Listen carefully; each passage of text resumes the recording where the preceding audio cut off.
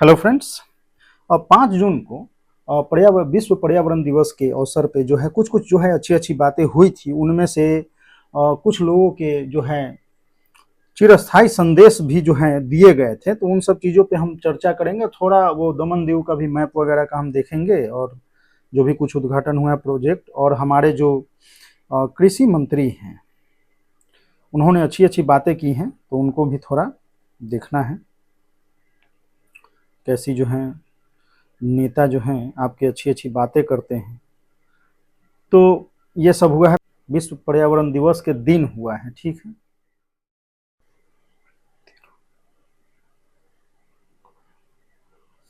तो ये उपराष्ट्रपति श्री राधाकृष्णन जी ने विश्व पर्यावरण दिवस पे जो है सभी से एक पेड़ माँ के नाम के अभियान में शामिल होने की अपील की थी। जो अब हमें इसमें जो मैं बात करूंगा वो तिरुवल्लुवर जी के जो रचना है, यानी तिरुकुरल, उसकी मैं बात करूंगा। ये नैतिक ग्रंथ है, ठीक है। जिस अब उन्होंने जो संदेश दिया अपने समाज के लिए, अपने देश के लिए, वो क्या था कि संसाधनों का विवेकपूर्ण बंटवारा और सभी जीवित प्राणियों की रक्षा का उल्लेख करते हुए उन्होंने कहा कि स्थिरता और सभी प्रकार के जीवन के प्रति करुणा भारत की सांस्कृतिक मूल्यों की गहराई से निहित मूलभूत कर्तव्य है। अगर हम इसकी बात करें तो तमिल भाषा में है 1330 जो है इसमें श्लोक है। कुरुल है, कुरुल मतलब श्लोक।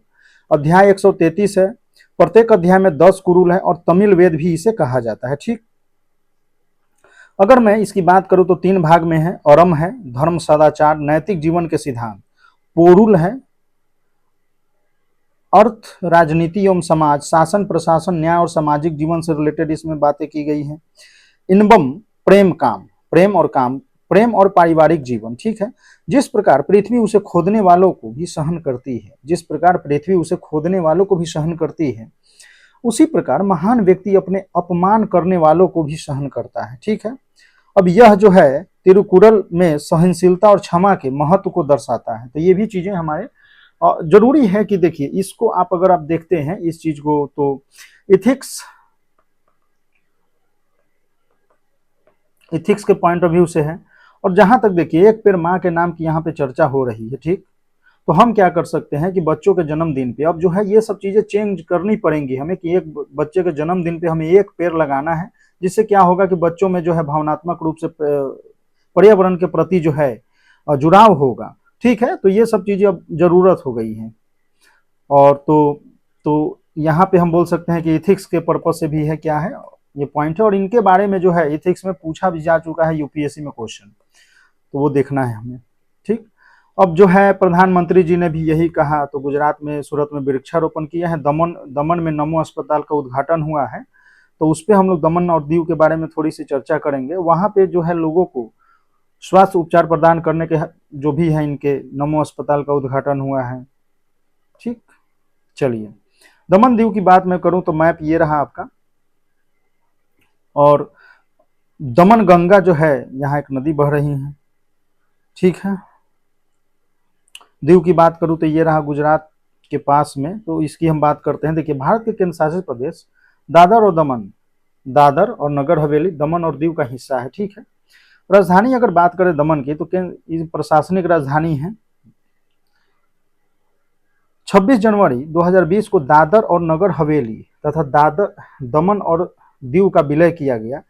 स्थिति अब है कि दमन भारत के पश्चिमी तट पर गुजरात के निकट स्थित है, ठीक। दीव की अगर बात करें तो 1535 में पुर्तगालियों ने यहाँ अपना नियंत्रण स्थापित किया था। नदी की बात करें तो इसमें दमन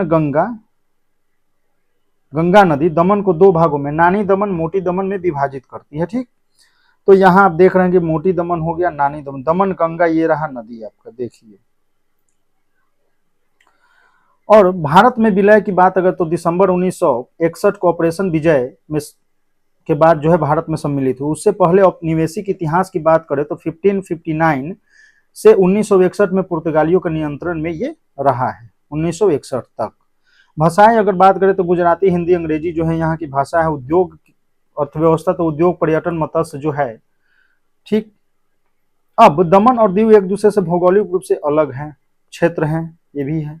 मुख्य भूमि है। अगर दमन की बात करें तो मुख्य भूमि है, जबकि दीव जो है काठियावाड़ तट के निकट एक द्वीपीय क्षेत्र है। कैसे, देखिए ये रहा काठियावाड़ क्षेत्र, तो ये रहा आपका द्वीपीय, और ये जो है ये भूमि से जुड़ा हुआ है। दमन की मैं बात अगर करता हूं तो ठीक। केंद्र शासित प्रदेश का कोई विधानसभा नहीं, इसका प्रशासक जो एडमिनिस्ट्रेटर द्वारा हो रहा है। अब नमो हवाई अड्डे का भी जो है आधुनिक टर्मिनल का उद्घाटन किया गया है, ठीक है, होगा। पर्यावरण में शुभकामनाएं दी प्रधानमंत्री ने, और प्रकृति संरक्षण के महत्व को समझाने के लिए एक संस्कृत सुभाषितम साझा किया। मधुवातारित्यांते रित्याते मधु क्षरंती सिंधव मर्धाविर्न संतो वसधि। हमारे चारों ओर वायु आनंददायक कल्याणकारी रूप से प्रवाहित, नदियां जीवनदायिनी और पोषणकारी जल प्रदान करे। जड़ी बूटी व वनस्पति सभी जीव प्राणियों के लिए आरोग्य और सुख का कारण बने। तो देखिए जड़ी बूटी और वनस्पति जो है ये तो जंगल में है, और जंगलों को लेके हमारा क्या इनिशिएटिव है और कितना हम काम कर रहे हैं ये पूरे देश के लोगों को दिख रहा है।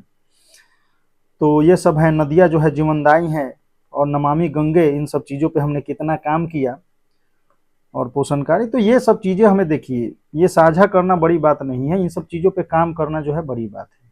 तो इनके लिए काम हो रहा है नमामि गंगे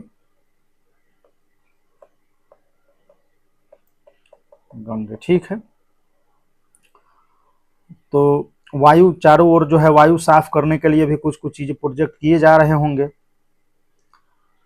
ये आप कमेंट में बता सकते हैं वो कौन से तरीके हैं जिससे हम वायु को जो है अपने चारों तरफ के वायु आनंददायक और कल्याणकारी रूप से प्रवाहित हो रहे हैं हमारे चारों तरफ के वायु, ठीक है।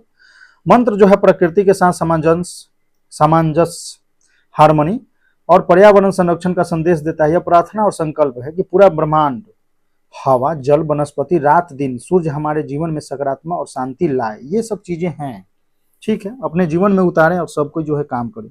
National institute of Sowa Rigpa विश्व पर्यावरण दिवस वृक्षारोपण स्वच्छता अभियान का आयोजित किया। तो हमें सोवा रिगपा से मतलब था, बस इसलिए हमने उठाया था इसे। देखिए तिब्बती चिकित्सा प्रणाली है, तिब्बतन सिस्टम ऑफ मेडिसिन, ठीक है। अर्थ जो होता है इसका सोवा का होता है क्या, चिकित्सा उपचार, रिगपा का होता है ज्ञान विज्ञान अर्थात उपचार का विज्ञान। उत्पत्ति इसका हुआ है तिब्बत में। इसमें आयुर्वेद, पारंपरिक चीनी की चिकित्सा जो है, यूनानी और स्थानीय हिमालय का ज्ञान का समन्वय है। मुख्यतः अगर देखा जाए तो लद्दाख में, हिमाचल प्रदेश, सिक्किम हो गया, अरुणाचल प्रदेश, पश्चिम बंगाल के दार्जिलिंग क्षेत्र में पाया जाता है। आयुष में स्थान तो भारत सरकार ने 2010 में सोवा रिगपा को आधिकारिक मान्यता दी थी। आयुष मंत्रालय के अंतर्गत मान्यता प्राप्त चिकित्सा प्रणाली में शामिल है। मूल सिद्धांत की अगर बात मैं करूं तो देखिए 3 प्रमुख ऊर्जाओं के ह्यूमर्स के संतुलन पर आधारित है, जैसे लुंग वायु तत्व, त्रिपा अग्नि तत्व, बेकन जल एवं पृथ्वी तत्व, ठीक है। अब इसका संतुलन रोग का कारण बनता है। तो प्रीलिम्स के हिसाब से मैं अगर बात करूं तो आधिकारिक रूप से मान्यता प्राप्त पारंपरिक चिकित्सा प्रणाली है। आयुर्वेद हो गया, योग हो गया, यूनानी है, सिद्ध है, होम्योपैथ, प्राकृतिक, स्वरिक पर, ठीक है। ये सब चीजें था। शिवराज सिंह चौहान ने बहुत अच्छी अच्छी बातें की है। एक पेड़ माँ के नाम अभियान के तहत वो हम लोग देखते हैं। पेड़ है तो भविष्य है, पर्यावरण संरक्षण को जन आंदोलन बनाए शिवराज सिंह चौहान जी।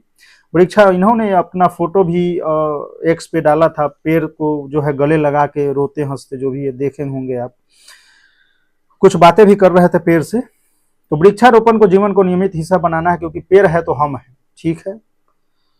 तो पेड़ लगाना है, ये आपके मंत्री बोल रहे हैं, हमारे मंत्री बोल रहे हैं पेड़ लगाना है। एक पेड़ माँ के नाम अभियान से जुड़कर पर्यावरण संरक्षण योगदान दे, ठीक है। 5.5 वर्षों में से बिना रुके जारी है प्रतिदिन पौधारोपण का संकल्प।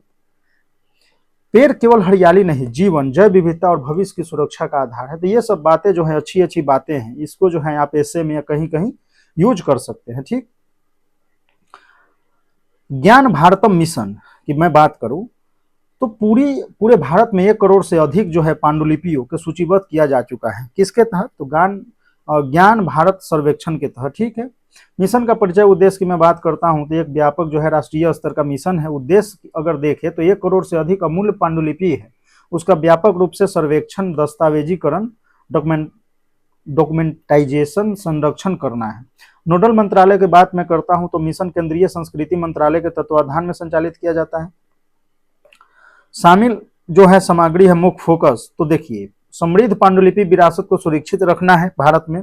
इसके तहत डिजिटल माध्यम से उनका संरक्षण करना है, सूचीकरण करना और साझाकरण करना है। ठीक।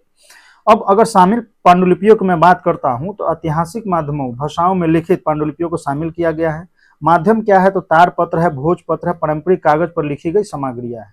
अब आपको यह बताना है कि तारपत्र पहली बार, ठीक है, तारपत्र, भोजपत्र और पारंपरिक कागज पर, तो ये कागज भी, चलिए कागज, ये जो है ये सब चीजें कमेंट में बताना है कि कब से शुरू किया गया। भाषाएं अगर देखें तो संस्कृत, फारसी और विभिन्न भारतीय क्षेत्रीय भाषाओं में दुर्लभ पांडुलिपियां हैं। मिशन के जो हमारे 5 स्तंभ है उस पर हम चर्चा करेंगे कि देखिए अब मिशन जो है 5 रणनीतिक स्तंभ के आधार पर कार्य करता है। पहला क्या है कि सर्वेक्षण का सूचीकरण, यानी पांडुलिपियों को खोज करना है, उनका विशिष्ट जो है सूची बनाना है। संरक्षण की बात मैं करूं तो प्राचीन सामग्रियों को नष्ट होने से बचाने के लिए तकनीकी और भौतिक सुरक्षा को प्रदान करना। डिजिटलीकरण, आधुनिक युग में अनुकूल बनाने के लिए हम लोग डिजिटल फॉर्मेट में उसको बदल रहे हैं। अनुवाद, तो ज्ञान की सुलभता बनाने के उनका विभिन्न भाषाओं में अनुवाद किया जा रहा है ताकि सभी तक पहुंचे, जितने लोगों तक पहुंच हमें बढ़ानी है। ठीक है, नए वर्ल्ड ऑर्डर में अनुसंधान और आउटरीच की मैं बात करूं, रिसर्च एंड आउटरीच, तो शोध को बढ़ावा देना और आम जनता के बीच जो है जागरूकता फैलाना है। तो यही सब बातें हैं, फिर हम मिलते हैं, तब तक के लिए थैंक्स सुनने के लिए। और इस पे हम लोग क्या करेंगे कि कुछ क्वेश्चन जो है देखेंगे, जो हमने तिरुकुरल जी का देखा, सुवारिक्पा का देखा और दमन वगैरह का, ये सब ठीक है, मैपिंग की एक। तो मिलते हैं फिर नेक्स्ट पीआईबी के साथ। कुछ इंपॉर्टेंट था इससे और इथिक्स से रिलेटेड, तो मैं इसलिए इसको